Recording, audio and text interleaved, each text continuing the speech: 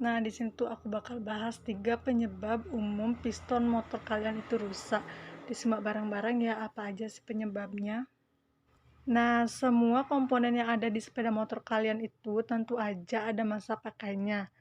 Beberapa bagian motor yang bahkan jarang kita pikirkan seperti piston misalnya, bisa saja rusak sewaktu-waktu.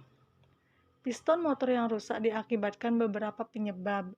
Salah satunya bisa saja karena kamu nggak merawat piston dengan benar, atau mengecek kondisinya secara rutin ya.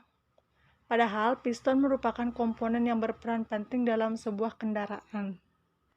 Nah, perangkat ini berfungsi untuk mengubah tekanan dari hasil pembakaran sehingga menjadi dorongan dan mengompres campuran bahan bakar juga.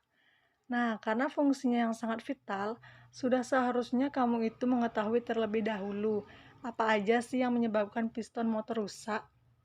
Hal ini bertujuan agar piston lebih awet lagi.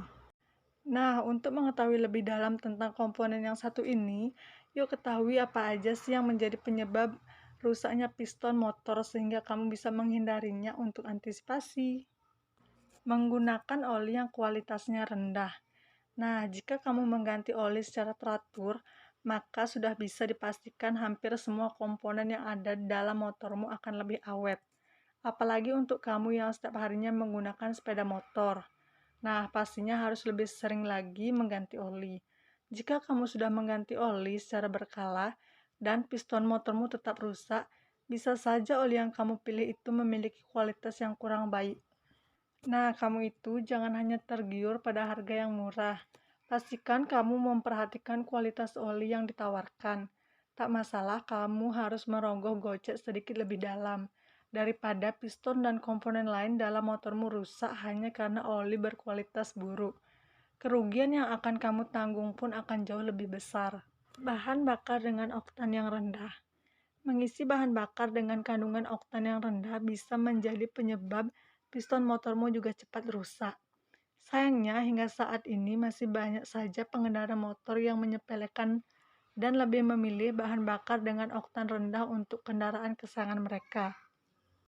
Alasan terkuat memilih bahan bakar yang oktannya rendah yaitu harganya yang relatif lebih murah dibandingkan dengan yang beroktan tinggi. Adanya tabrakan antara piston dan klep. Sebenarnya hal yang ketiga ini bukanlah hal yang umum terjadi. Lantas apa yang menjadi penyebabnya? Banyak yang mengatakan bahwa tabrakan ini terjadi akibat piston yang digunakan tidak sesuai dengan spesifikasi aslinya. Misalnya, piston yang digunakan berbeda dari ukuran yang seharusnya. Maka dari itu, sebaiknya kamu jangan sembarangan dalam mengganti piston ini, agar bisa menghindari kerusakan pada piston tersebut.